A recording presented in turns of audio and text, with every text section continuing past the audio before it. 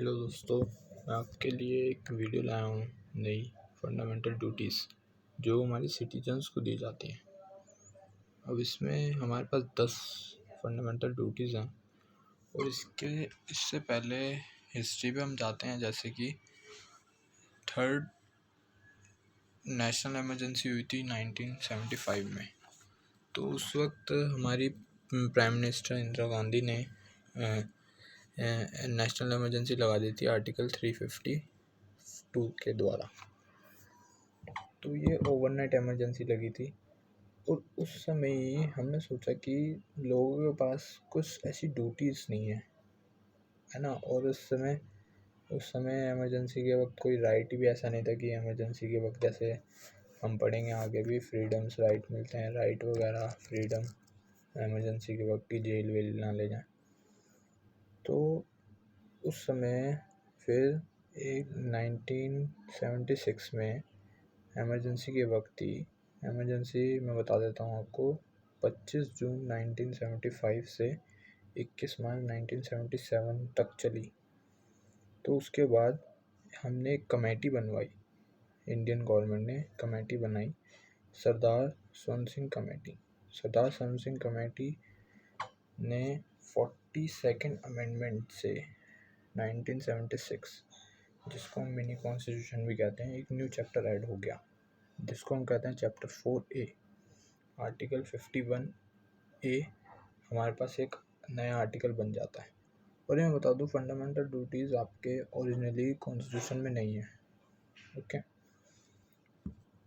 उसके बाद हम आगे चलेंगे। 86 अमेंडमेंट एक्ट आता है, तो उसमें हमारी 11 फंडामेंटल ड्यूटीज़ ऐड हो जाती है, वो हम आगे पढ़ेंगे। अभी हम चलते हैं अपनी फंडामेंटल ड्यूटीज़ पर, जो कि ये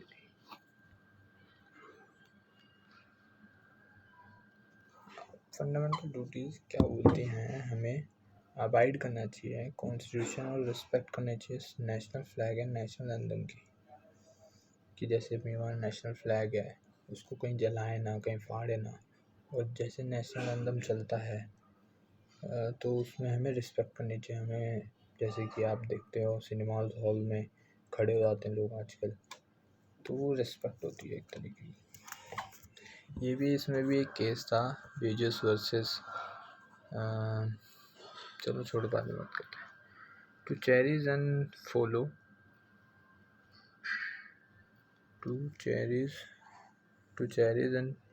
the noble ideals which inspired our national struggle for freedom।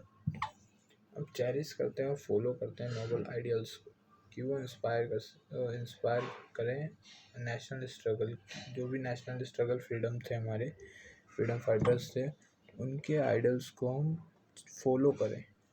ठीक है।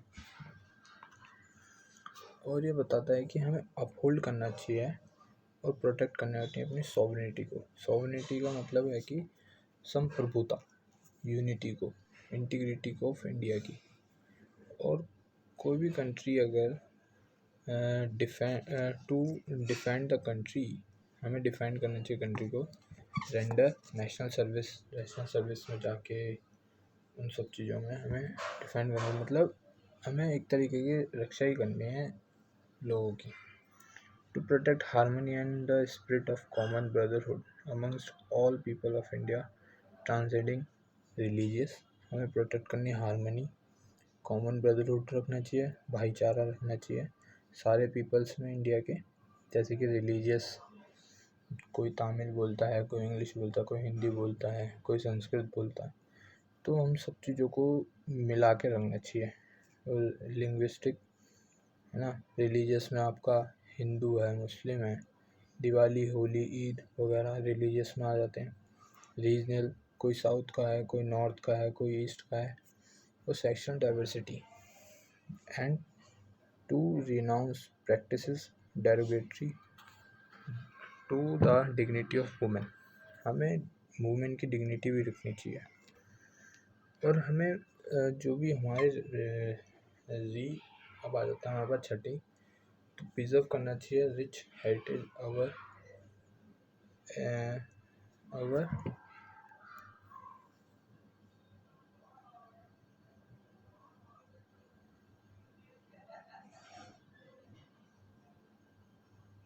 कंपोजिट कल्चर को हमें प्रिजर्व करना चाहिए, वैल्यूज़ को, और प्रोटेक्ट करनी चाहिए, इम्प्रूव हमें प्रोटेक्ट भी करना चाहिए। ये सातवीं मतलब सेवंथ फंडामेंटल ड्यूटीज़ है, बताती है कि हमें प्रोटेक्ट करना चाहिए, इम्प्रूव करना चाहिए नेशनल एनवायरनमेंट को, जैसे कि हमें फॉरेस्ट नहीं काटने चाहिए, या फॉरेस्ट को गंदा नहीं करना चाहिए। लेक्स में हम कुछ भी फेंक देते हैं आजकल।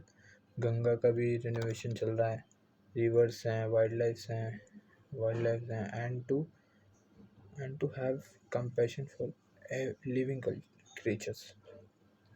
और हमें लिविंग क्रिएचर्स से भी कंपैशन करना चाहिए, मतलब प्यार वो नहीं करना चाहिए, जैसे भेदभाव नहीं करना चाहिए, काट कूटना नहीं चाहिए।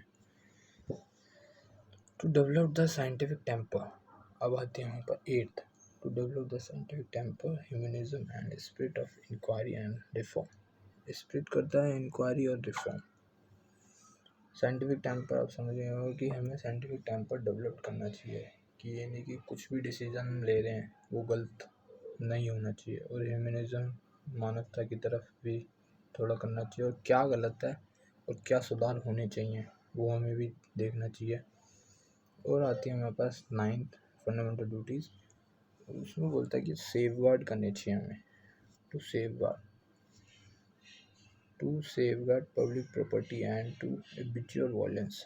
हमें सेफगार्ड करना चाहिए पब्लिक प्रॉपर्टी, जैसे कि आपने दिल्ली में वायलेंस देखा होगा, है ना, बसें जला दी गई थी, तो ये हमारी ड्यूटी को वॉयलेट कर रहे थे वो लोग अपनी ड्यूटी वॉयलेट कर रहे थे। ये हमें पब्लिक ड्यूटी का सेफगार्ड करना है, पब्लिक प्रॉपर्टी का, बसेज हैं, रोड्स हैं, है ना, और वायलेंस को दूर ही रखना चाहिए थोड़ा। और हमारे पास आते हैं 10th, to strive toward excellence in all spheres of individuals and collective activity, so that the nation constantly rise to high levels of endeavor and achievements। कि हमें एक्सीलेंस की तरफ जाना चाहिए, सारे स्फीयर्स में इंडिविजुअल्स कलेक्टिव एक्टिविटीज़ करनी चाहिए, और nation constantly rise to high level of endeavours and achievements. अब जो हमारे पास ऐड हुई थी 86 अमेंडमेंट से, तो उसमें हम क्या बताते हैं, 86 अमेंडमेंट एक्ट 2002, इसमें पेरेंट्स को इम्पार्ट करना है। 86 अमेंडमेंट से दो चीज़ ऐड हुई थी, एक फंडामेंटल राइट्स में हुआ था आर्टिकल 21A में, जिसमें कि बोलता था 6 to 14 ईयर्स कंपलसरी एजुकेशन है, स्टेट प्रोवाइड करवाएगी।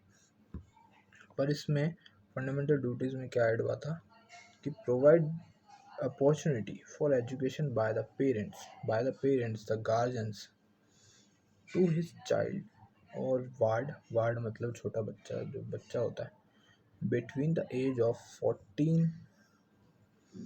6 to 14 years as the case may be। अगर वो 6 to 14 ईयर्स के बीच में हैं तो उसको प्रोवाइड करवाएं, एजुकेशन प्रोवाइड कराएं, वो पेरेंट्स की ड्यूटीज़ हैं। ये आज का एंड होता है, और आगे एक नया कुछ लेके आएंगे हम आपके लिए। चलो।